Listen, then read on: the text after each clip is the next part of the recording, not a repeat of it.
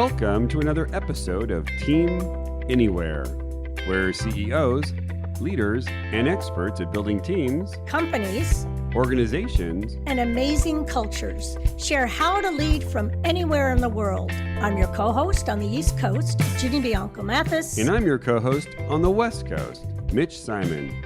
And we invite you to join us to Team Anywhere.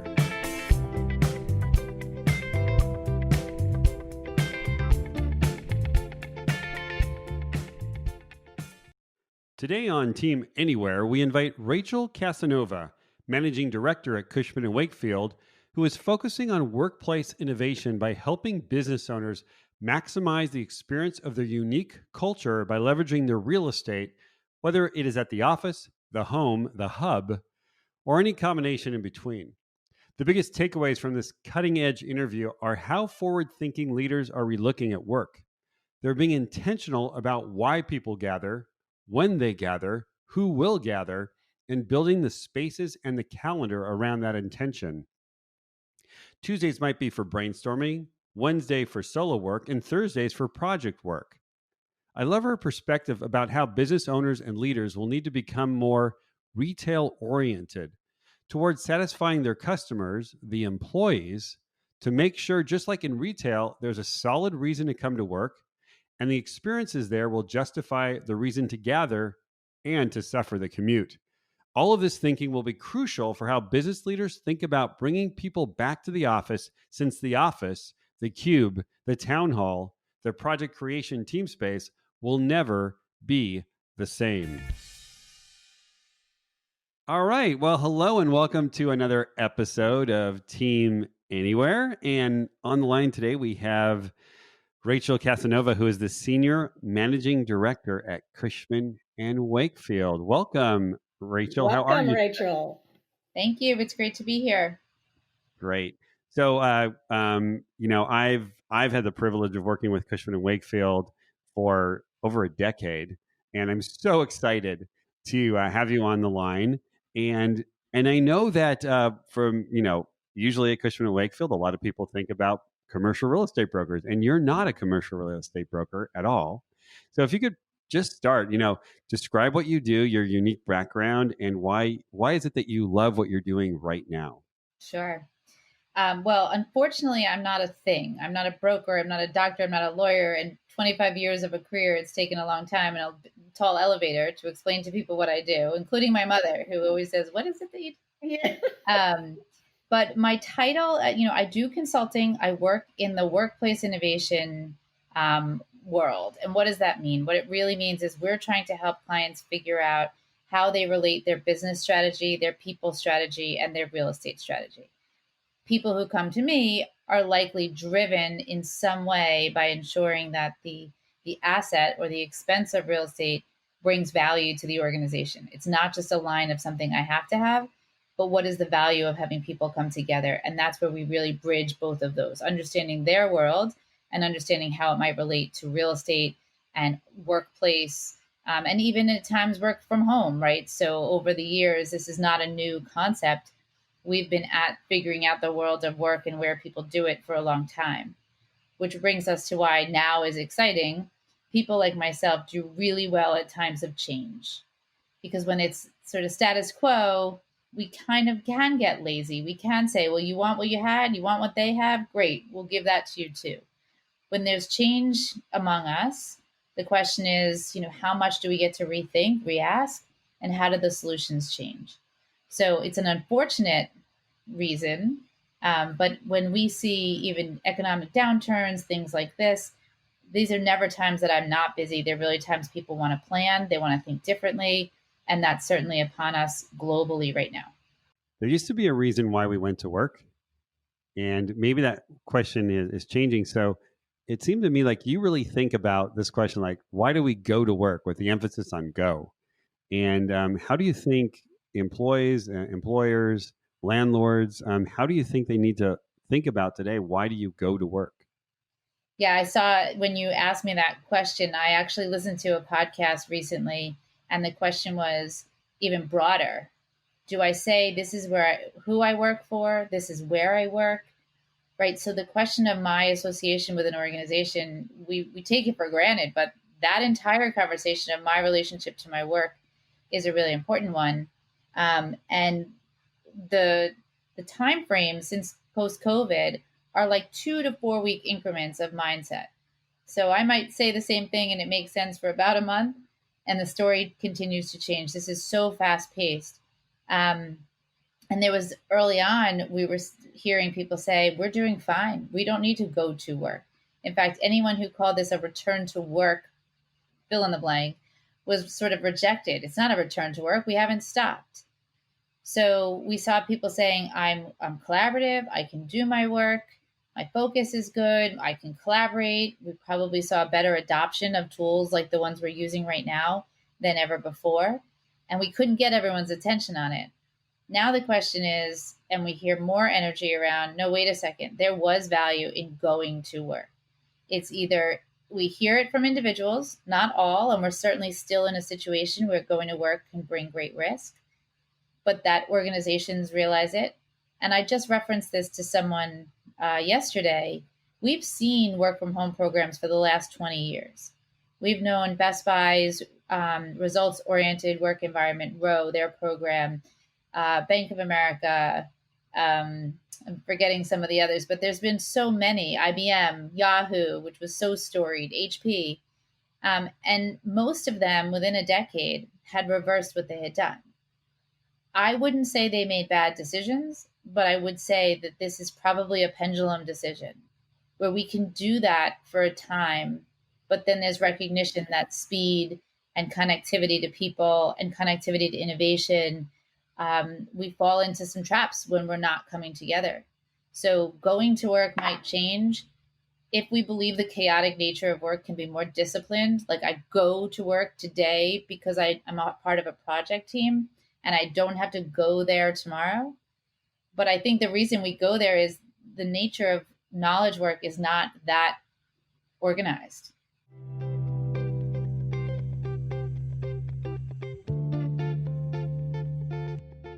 We'd like to take this opportunity to thank our sponsors: Marymount University, Arlington, Virginia, School of Business and Technology, innovative solutions upskilling for the what's next economy at marymount.edu. And Oyster Organizational Development, dedicated to higher performance, business success, and leveraging teams. They can be found at oysterod.com. And finally, WeJungo, designing customized talent acquisition solutions at WeJungo.com. So, Rachel, what I've also heard, also read in the Cushman Wakefield study, and I'd love for you to illuminate us more on what an ecosystem is, because I do think that, and I had a lot of clients before COVID, which was, it's basically binary, right? Everyone works from home or everyone works from the office. And if there were kind of in betweens, we didn't talk about it, right? We just ignored it. And it seems to me that if we are now in a place where there certainly will be plenty of companies where I could go work for them and not have to ever go into the office because of this switch, that I might have more choices. But what I'm thinking is that, and especially from a real estate perspective, it seems like it's not binary anymore. It's not you're at home or you're in the office, but it might be you're in the office on Tuesday, you're at home on Wednesday, but on Friday you're in a complete different location that the real estate world is kind of trying to get their arms around. I think about industrial real estate. Industrial, used to be the the stepchild to the real estate world, and now industrial is like right next to us. It's like near our houses, storing lots of things from Amazon. Just wondering, what are your prognostications about how, with this new ecosystem, we might be working in maybe 2 places, 3 places, 4 places. We might be looking at the whole calendar system being different, where you come in once a quarter or once a month, or you go to Singapore once. Yeah. I'm just wondering what you're thinking about all that. Those Yeah. different... So one of the things I find interesting about what you said is whether we believe that the real estate solution will drive behavior or whether behavior will drive the real estate solution. Right. So can I change my schedule at scale. Everyone changed their schedules to say, we come in on Tuesdays because we brainstorm, and on Wednesdays we go home and work on it, and on Thursdays we meet for a project work session. I personally question whether we will ever get that disciplined. If you look at agile development, it's kind of close, right? There's 5 steps that have to happen every day when you're doing agile development, and my meetups and my stand-up meetings and so on. But it's on a micro scale of what happens in one day. Mm-hmm. So, but assuming we can do that, I think some of these behaviors are driven by safety right now of what people can do. So if it starts from getting to the office is the largest commute for most people. So that means public transportation. And I'm talking about an urban environment, and Right. my bias is towards New York. Right. So bear that in mind. But that from home to office, if we can make office as safe as possible, the difficulty is the home to that point of entry. If logistics is the last mile, we're not having a last mile problem. We're having the rest of the mile problem. Mm-hmm. So then it introduces these in-between solutions. And that is where we think about distributed hubs. So do I have access in neighborhoods to either my particular organization or shared environments? Depending on the size of the organization, those possibilities might be different.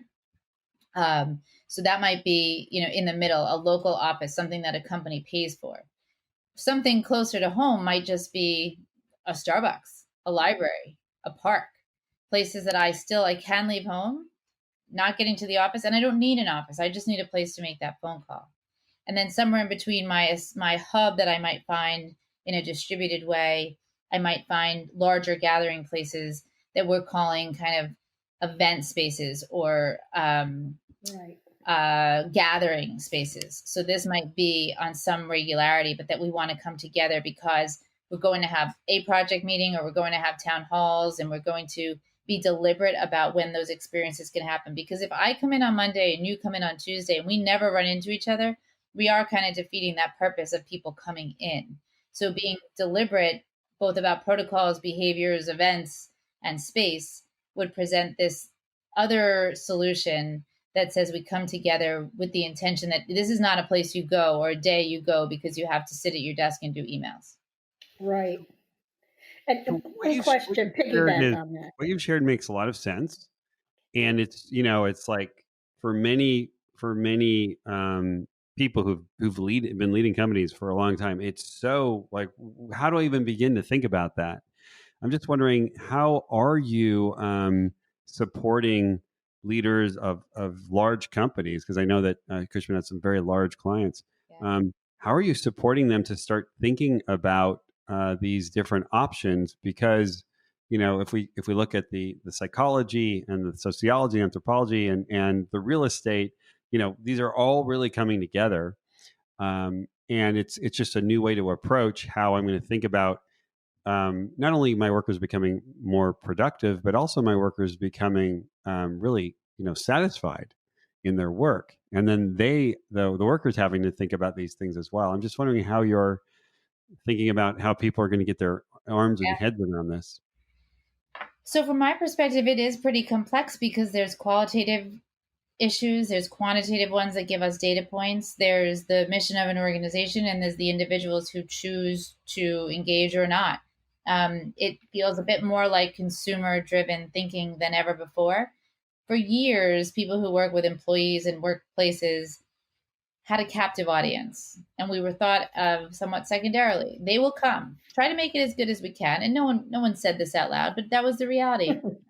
Make it good. You're not gonna leave or come to an organization only because of the workplace. So don't let that be a detriment. But let's think about it that way. And now the complexity has just grown. And if we think of it more like a consumer world, where the consumer either comes to my store, buys from my store, or they don't. And I don't get a chance to interview them, and I don't get a chance for another try, right? Because once they make that decision and they're not coming back, I might have lost that audience. And I do think that we're thinking of this more from an experience perspective, like a consumer world. Interesting. So it's hard because, as I said before, the register and the fitting room and every other part of the experience has to hit in a similar way that's on brand to the organization. So there is a qualitative nature to that, understanding leaders, understanding what their vision is, understanding how that links up to who they are to the outside world, to their consumers. Again, 20 years ago, I would meet with HR to learn about their culture, and I would meet with marketing to learn about their brand. And that was acceptable. That's no longer the case, right? So if we have to understand what the expectation is on the outside, it does help us guide qualitatively where we're trying to go.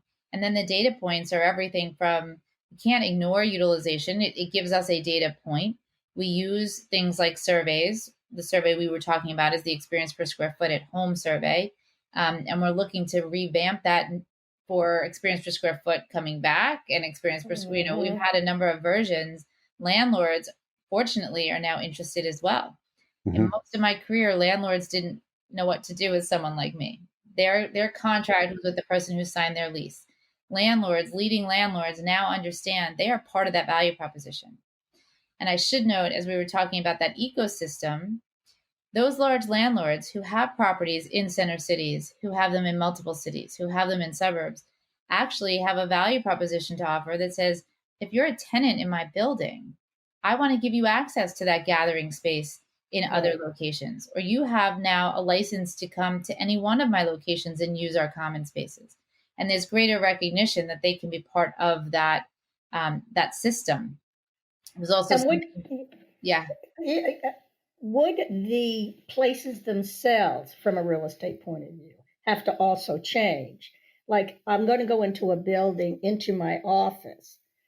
Even from a university, right now we can't have more than 12 people in a classroom. Well, my gosh, we would rearrange the entire building. Right. And we may, obviously, COVID may not always be with us, but something may. I think the influence of, not being on top of one another and having varying spaces will have to affect how you even design, whether it's a hub or a huge building. Absolutely. And I think this would make sense to you based on what you just said. Would I come in if the point is to be by myself? Some would, but by volume, probably fewer than the ones we assign. And office space design has maybe made the error or hasn't changed as fast as business has. Most of the time, the first thing you need to put in the bucket are seats for people to sit at, as if a desk is the solution. And then we fit things around. This is probably the balloon popping to say, wait a second, that is not the primary place. Let's fit everything else and then figure out how many desks we can have. It's a really hard formula because how do you know how much? And the way that we've done that through design historically is we've said, okay, we're going to have at least one chair for every tush that might come in on any given day. Mm-hmm. Realistically, would 4 people sit at a table with 4 chairs if they didn't know each other? Probably not. But that was the catch-all. But it still often started with, well, we're going to have 10 desks for 10 people or 10 desks for 15 people. This is where the integration with technology is really big, because what I think we kind of meant was it was a place with a monitor. It was a place I could put my computer, and I had a second monitor, and maybe I had some sound attenuation there. But if we can create those environments for success that look like other things, yeah, I think what we put in the kit, what we call a kit of parts, is really open for ideation. Mm-hmm. It's just, there are some things where we really have a hard time losing our connection to, and that is a place with my name on it, a place with a door. Yeah. And those things they're still hard for people to understand that it's really better for them. I mean, we've tried to sell this, and we've had so many change management conversations with clients that, look, you're giving up the office with a door and your name, but you're going to get access to this, all these other things. Many people say that's nice, but I want the room with my name on it. It's interesting because it sounds almost like cavemanish, if that's a word. Right. To think about, well, whatever happens, I just want my office with a door on it. It sounds like, and the work that you must be doing, and I think the reason why Ginny and I are so fascinated to have you on this call is it's like, where do we even begin to start to think, right? And the reason why Jenny and I came together was because we thought, culture, culture has always been a lot about place. Yeah, I've worked with 3 organizations, pretty small ones, who have Hmm. created only distributed workforces. Yes. And one, I said, can I just do some focus groups? I just want to understand. I think when it is that deliberate, there is a sense that culture is part of the culture is that. I do think it's a bit dangerous that everyone thinks they're ready for this. Like I've become the no police that nope, you're not ready for that. Not every organization, not every culture. And remember, it's the weak link within the culture. It's not what the CEO says solely, but it's what's happening in that manager, that middle level, who Hmm. actually has the hardest time with this. The C suite says, I'm setting direction, I have enough people around me to go figure it out. The Yeah. employees bought into that contract, and they're the ones given choice. The middle management level, which still exists and could be layers big, are kind of put on um, to the test, and everyone's kind of watching and whether they're able to adapt. And now they're managing a distributed workforce, which is a different thing. And they're carrying this message that comes from senior executives as if they agree with it, and they may or may not, or they may or may not be that equipped to do so. Hmm. The So, last statement you just said, I think, is the key. How yeah, equipped are they? yeah. And it's not the same for every organization. And I've worked with those who are very ready to embrace new ways of working. And I hate to say that I have more examples of where it didn't go well than I do with these great case studies that I can say were perfect. Not to mention, it has been a little while since I did this, but I looked at the tenure of CEOs in the top 50 companies. And the average tenure was about 5.7 years, Hmm. which means that there are plenty of people who have lived under multiple CEOs who've said, all right, this one's idea is this, but who knows if they'll be around. And once you start to have those stakeholders change and their direct reports, and so it's a really hard thing to maintain without a strong mindset. Where I've seen it be more successful, for better or worse, is founder led companies. So take Michael Bloomberg, for example. Michael Bloomberg says, this is what we're going to do. This is what's going to work. I'm going to do it first. He Hmm. brought a mindset to City Hall that there were no offices. Was it right for everyone? Probably not. But you knew you weren't going to outlast Michael Bloomberg at Bloomberg. So if you don't like it, it might not be the right organization for you. And I've worked with multiple founders who have that mindset. They're often, I'm not naming any, so I can say this. They're often a little bit crazy, right? But like what brought them to be that entrepreneur and be that successful was a True. steadfast ability to take people somewhere. Hmm. And that means they can take them here as well. But it is hard. And in those distributed organizations, I wonder how hard it's been to onboard people, how hard it's been to sort of convey what's not written in the guidebooks, but what we learn through being with other people, watching how people make decisions, seeing who people are meeting with, having that moment to have access to someone you wouldn't have access to otherwise. I think there's a lot to mitigate under these circumstances that you have to think about. And rather than mitigate with other ways, which we may be able to do, but maybe this is what's identifying the value that real estate has been to these organizations who have actually dismissed it as just a cost that I have to have. Hmm. So maybe it's revalidating what we can do when we come together. I know someone said this, but then we experienced it. We had a town hall where we recognized our leaders from 2019 during the COVID period. I happened to have been one of them, and it was the most subdued appreciation that could have been, right? There is no looking across the room, seeing people smiling at you, giving a thumbs up or anything. It's a moment. The moment passes quite quickly. And, I think the value of, so it was interesting, Mitch, what you said that this may be the ultimate talent war because now it's not how convenient it is to get there. That's a really interesting angle. On the other hand, people want to bring their whole self. And does their whole self get understood? Or do I always have a distance between who I am and the organization if we're not coming together in that way? Our survey data says people are not learning new skills and learning to knit and starting to bike ride and so on. they're not really able to distinguish their work time and their personal time. And so those things, if we believe that mental health and just general ability to do your best work can happen in this scenario, I'm not sure at mass that I think that can happen. Some people are saying that using Zoom, Teams, and so forth, that their interpersonal relationships have become more intense, that they are seeing their manager and their colleague more regularly than ever. It's great to hear someone else say that, because I say maybe the chaotic nature of work is the problem and it's not where you do it. In our study, we saw that 75% of people, both before and after COVID, were satisfied with their ability to focus, and similar consistency on the ability to collaborate. So some people want to conclude, well, I guess you don't need the office. Without the office, we're doing fine. But it's not 100%. So my question is, maybe this variable that we were putting on space and location is not the problem, but the focus problem is on the chaotic nature of how work goes and the respect we have for people who need to focus. And so, yeah, I do subscribe to something very similar. We also get the question often, how will we measure success? How will we measure that productivity was enhanced? And when I'm allowed, my answer to that is, I don't know. How are you measuring it today? Exactly.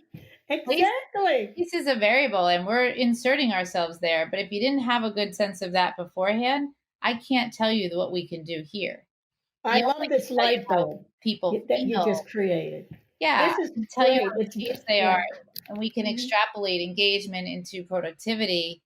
But if that's your only measure before, it's really hard for us to know exactly what the change represented.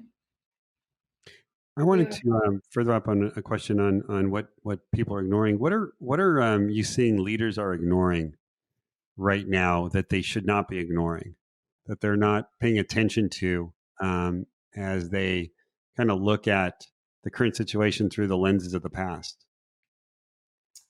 So, in an interesting way of not answering your question, Mm-hmm. I have much more access to leadership's decision and employee sentiment, because those are the two that have gotten the most attention. Where is the leader trying to go? And what are the people saying is working, is not working? The manager voice, I just think, has been consistently underrepresented. So I don't know that I know, but maybe that's the answer to your question. Right. That are we asking managers how well they're able to do? And if we really, in most cases, our work is collaborative, that means there is more than one person involved in success, whether it's a project manager or a people manager. But where's the voice? And why aren't we asking more of that? What do they need? What would make it? And how do you balance that against the employee sentiment and employee needs, which are real? And the reason they're real, I have often said, is that there is an assumption that people who are happy feel psychologically safe, feel that they're engaged, there's some purpose to what they do. And with that comes greater engagement. With greater engagement comes better performance. Therefore, we want happy people. If miserable people were better performers, we would be aiming for miserable people. We're just lucky that happy people perform well. Yes. But we can't only look at human happiness as our KPIs. It's obviously something like important, and I wouldn't discount it, but I think understanding that we could actually drive happiness, more than happiness being the starting place, we could drive happiness with more interesting work, better managers, things like that. Totally. And then from my perspective, people come to me because they do believe there is a spatial component to making that work. And then we can create environments that are conducive to the kinds of experiences you want people to be having. Beautiful. There you go. We solved the world's problem. We did solve the world's problem. Yeah. So if I'm a listener and I'm running a national company or a big company, why would I want to come talk to you? What would be the thing that I should go, gosh, here's the type of problem I have, and I really need to hire Rachel to solve my problems? What would kind of the issues that I should be thinking about in my mind that would cause me to pick up the phone and call you? So this, again, I hope I'm answering your question, but people who would come to me, I think, have an inclination that real estate place, the physical place that work happens, matters to their bottom line. There are people like me who work in big consulting firms. There are people like me in architectural firms. We aspire to see as many lenses as we can, but recognize that our permission is more in triggering a real estate or space solution than it is in changing how you recruit talent. That's just a reality. So if you think you have a recruiting problem, you might not start with someone like myself. Mm-hmm. But what we do is that we bring these disparate pieces of information, and the most black and white one is I have a cost and it has to do with my real estate or my technology, and I want to figure out if I'm using it to the best of my ability, and I want it to impact this outcome of my worker performance. And so we will look as far as we are allowed to, because we can and we know how to look at talent and labor analytics and look at your real estate leases. The reality is leases are long-term investments. So they often do become the trigger point of when I can make a change, because I have to be at the right point of that cycle. So the good news is it's binary. I leave and close the door on that office today. I open the door to the next one tomorrow. The difficulty is you could be anywhere in your change and culture growth patterns. But that's why you'd come to us, because you see the qualitative and you see this quantitative, that the cost of real estate is expensive and you want to make the most of it. And you want to engage people in that process. And it's something tangible. You want to solve it with your people, because this is something they're going to see. This isn't an HR program where you're going to change your benefits package. They'll see it, but they won't live it every day. This is a place that we get to ideate with our clients, and that we get to help our clients bring who they are to light in a really tangible way. Those are the people who we want to talk to, who we think we can help. Great. Thank you. Is there any closing thoughts? Something that we haven't asked you that we should have asked you? No, but the only thing I will add is that we really are in a tough position right now, all of us, because we're in the storm, and we thought the storm was passing. And unfortunately, we see that this has been elongated. So we want to talk about the future, but it's really hard to put aside what's currently going on. And we're kind of guessing at the human psyche and who's going to be ready for what, and how well will we be. If in 12 months we're in a similar situation, then we will be talking about how the education system has to, monumentally change, versus how we need to create a stopgap to get through this time, because we want people back in the classroom knowing that's right. If students go through 4 years of college with a remote experience where they don't meet a professor in person and they don't meet their peers, really different for what the world of work might look like, for better or worse, when they come to the workplace.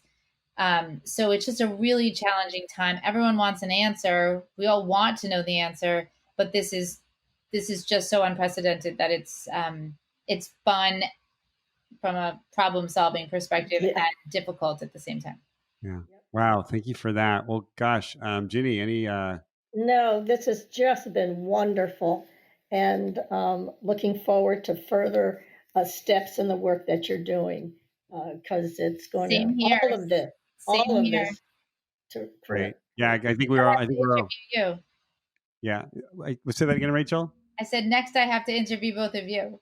Yeah, okay. I can't wait. No, I think we're all three of us are so passionate about this particular topic, and really love your insights.